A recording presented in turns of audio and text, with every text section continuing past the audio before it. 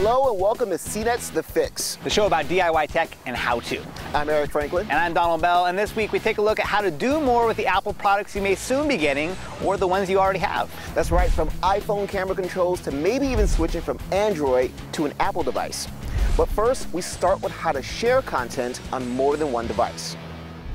For all of you out there who are lucky enough to live in a home with multiple people using multiple Apple devices, your iPhones and iPads and MacBooks and iPod Touches, Apple has made it really easy to sync these all up to a common iTunes account. It's called Family Sharing, and I'm going to show you how to set it up. First, for this to work, you have to make sure all of your Apple devices that you want to share with are running the latest software. That means iOS 8 for mobile and OS X Mountain Lion for your Macs. Next, take the mobile device that's associated with the Apple ID and credit card that will serve as the master account for the family. Then go to Settings, iCloud, and tap the button for Set Up Family Sharing. You're going to go through a few screens here that explain family sharing, verify your credit card information, and make sure that you understand that as the family organizer, all purchases made on these other devices are going to go through your account. That's an important detail, so don't go adding friends or deadbeat uncles to your family sharing list. Eventually, you'll find yourself on this family page where you can add up to 5 additional family members to share with. To invite someone, click Add Family Member and then type in their name or email address to pull them up from your contacts. Once they accept the invitation, they'll gain immediate access to any music, movies, TV shows, books, or apps that you've downloaded. And the same goes for you. If you click on the App Store or the iTunes Store and you click on Purchased, you can see a new list of all the things that they've bought before that you can download onto any of your devices. But what happens if a family member of yours turns out to be a real jerk who's running up your credit card with all kinds of iTunes and app purchases that you don't approve of? Well, you can delete them from your list by going to iCloud, tapping their name, and removing them.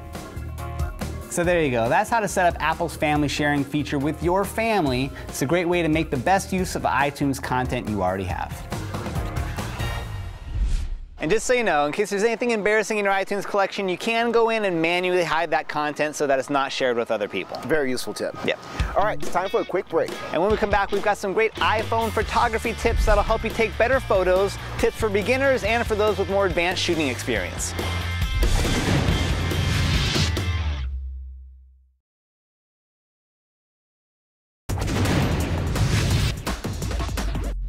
Welcome back. For many of us, taking a picture with our smartphone is incredibly convenient, but at the same time, if you're trying to take a picture of something spontaneous, that seemingly perfect picture can just be a hazy blur. That can easily happen. And right now, Lexi Savita shows us how to better use your iPhone camera and shows us how to enhance photos already on your device.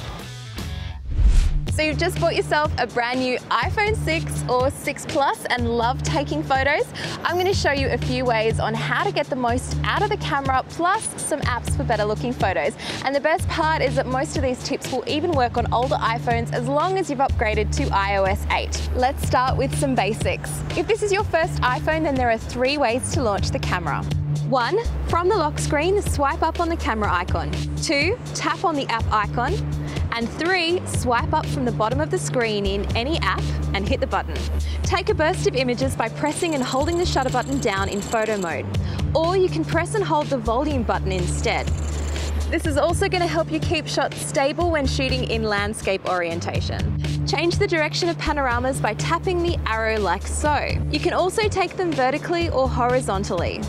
Shooting in bright outdoor situations, use your hand to cup around the lens like so in order to reduce lens flare and the amount of light entering the camera. For the video lovers out there, you can switch the camera to shoot at 60 frames per second rather than the default 30. Head to Settings and then Photo and Camera and turn the toggle on.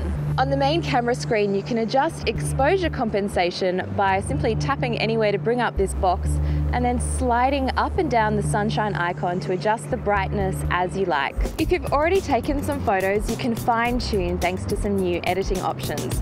Just find your image and open it up, and then press Edit in the top right-hand corner here. 3 icons across, you'll see a control dial. Tap this, and then you'll be presented with a whole bunch of different options, such as highlights, shadows, brightness, and contrast.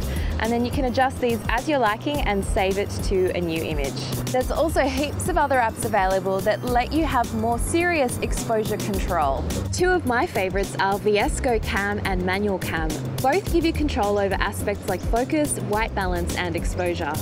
Remember that because the iPhone has a fixed aperture lens, you can only adjust the white balance and the shutter speed, not your f-stop. Finally, if you've got two iOS devices, you can use one to trigger the camera in the other. Download the Camera Plus app and install it on both devices. Turn on Wi-Fi and Bluetooth on both, and then choose the AirSnap option on one phone. Select the name of the other device on the screen, and then you'll get a live view of what the other camera is seeing. Quick question. All right. Have you ever switched from using an Android phone to an iPhone? Don't tell anybody, but yes, I totally have. All right. It wasn't as simple as it could have been, but thankfully we've got Dan Graziano here with some simple but important tips on making the transition smooth. Features like Apple Pay and the larger screens have a lot of people interested in upgrading to the iPhone 6 and iPhone 6 Plus. Even some Android users have taken notice. If you're one of those people who are ready to take the plunge to Apple from Android, you're in luck. It used to be a huge pain to switch from one mobile platform to the other, but it's now easier than ever to transfer all of your old data from Android to your new iPhone. Syncing your mail, contacts, and calendar with your new device is simple. Google will automatically back up all of your information to your Gmail account.